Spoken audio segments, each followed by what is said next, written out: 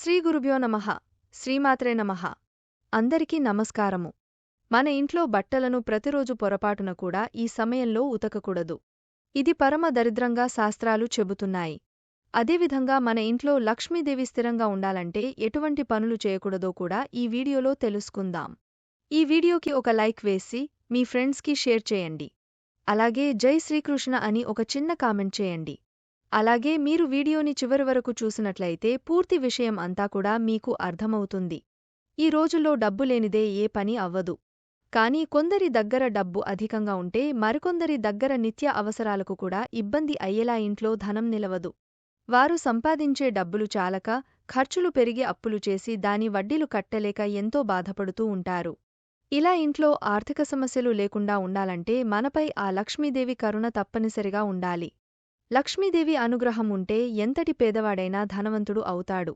అందుకే అందరూ లక్ష్మీదేవిని పూజిస్తూ ఉంటారు. లక్ష్మీదేవి అనుగ్రహం కలగటానికి ఎన్నో ప్రయత్నాలు చేస్తుంటారు. కొంతమందికి ఎన్ని ప్రయత్నాలు చేసినా లక్ష్మీదేవి అనుగ్రహం లభించదు. అందుకు కారణం మనం మన ఇంట్లో తెలియక ఇలాంటి తప్పులు చేయడం వల్లే లక్ష్మీదేవి కటాక్షం కలగక ఇంట్లో ఆర్థిక ఇబ్బందులు ఎదురవుతాయి. ఇంట్లో ఇలాంటి తప్పులు చేసి మీరు ఎన్ని నోములు వ్రతాలు చేసినా ఉపయోగం ఉండదు. ఆ పొరపాట్లు ఏంటో ఈ వీడియోలో తెలుసుకుందాం. అంతకన్నా ముందు లక్ష్మీదేవి అనుగ్రహం కోల్పోయి దేవతలు ఎంత ఇబ్బంది పడ్డారో తెలిపే ఈ కథ ముందు తెలుసుకుందాం. శ్రీమహావిష్ణువును ఆశ్రయించి ఉండే దేవతలకి ఆదిలక్ష్మీదేవి సమస్త సంపదలు అనుగ్రహించి వారి విధులను నిర్వహించే సామర్థ్యాన్ని వారికి ప్రసాదిస్తూ ఉంటుంది.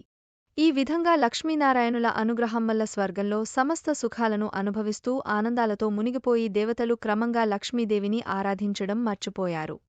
ఎప్పుడైతే సుఖాలకు అలవాటుపడి అహంకారం తలకెక్కుతుందో అప్పుడు దైవానుగ్రహం కోల్పోతారు.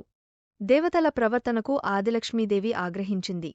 ఎలాగైనా వీరికి బుద్ధి చెప్పాలని అనుకుంది. దారి తప్పిన పిల్లల్ని ఏ తల్లి చూస్తూ ఊరుకోదు కదా. అందుకే వెంటనే ఆ తల్లి దేవలోకంలో తేజోరూపిణి అయిన యక్షినిగా సాక్షాత్కరించింది. కనులు మిరుమిట్లు గొలిపే ఆ తేజానికి దేవతలంతా భయపడ్డారు.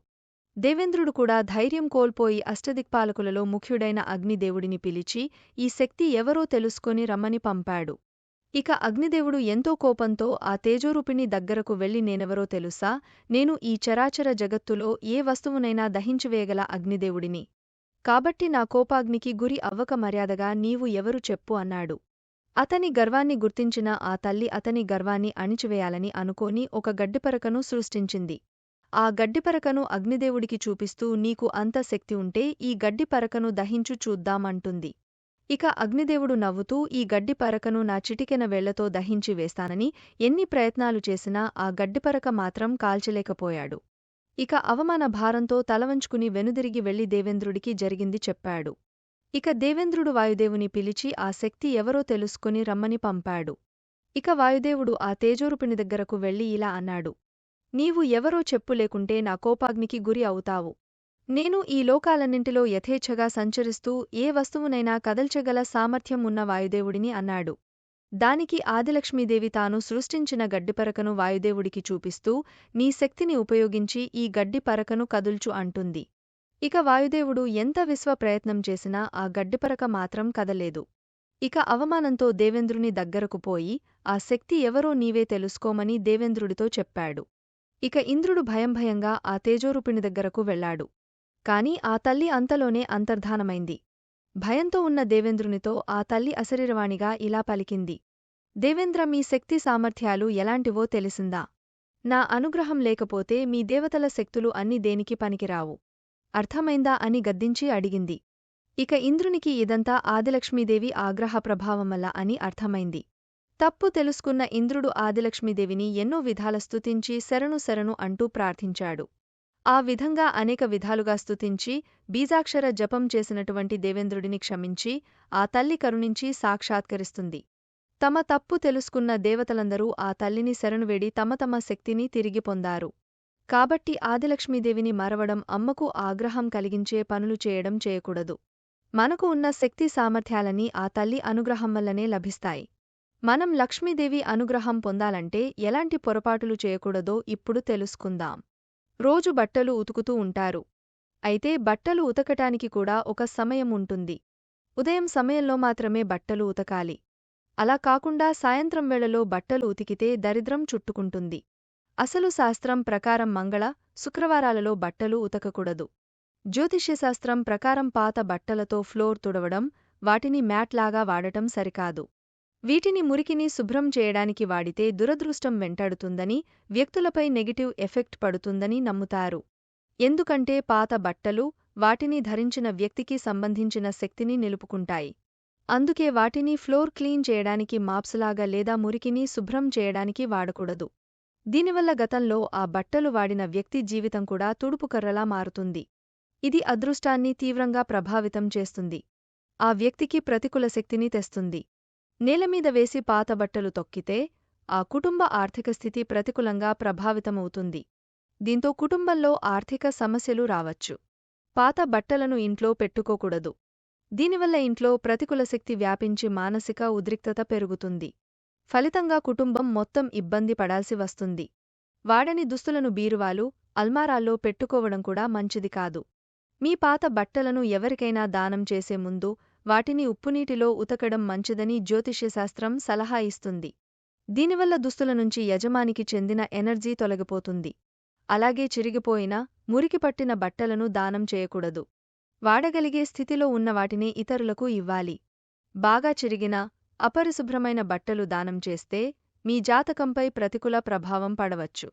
ఇది దురదృష్టాన్ని తీసుకురావచ్చు. ఎవరికీ పనికిరాని ఏమాత్రం ఉపయోగపడని చిరిగిన బట్టలను చెత్త కుండీల్లో పడేయడం మంచిది.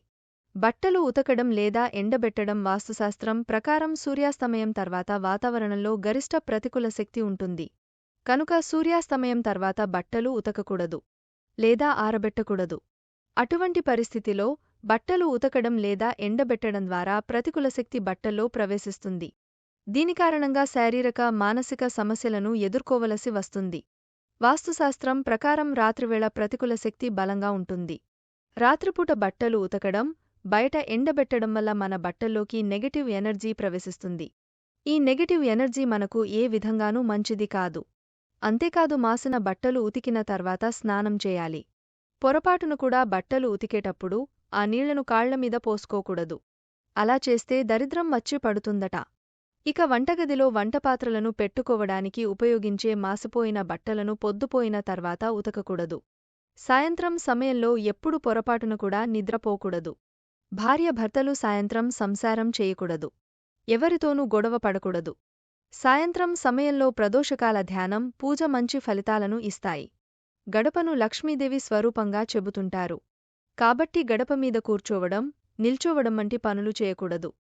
గడపను కాలితో తొక్కకూడదు. ఇలాంటి పొరపాట్లు చేస్తే ఆ ఇంట్లో లక్ష్మీదేవి నిలబడదు. ఇంట్లో ఒకరికి కొబ్బరి నూనె రాసి మరలా అదే చేత్తో వేరొకరికి నూనె రాయడం అనేది అశుభకరం. దీనివల్ల లక్ష్మీదేవి ఆ ఇంట్లో ఉండదు.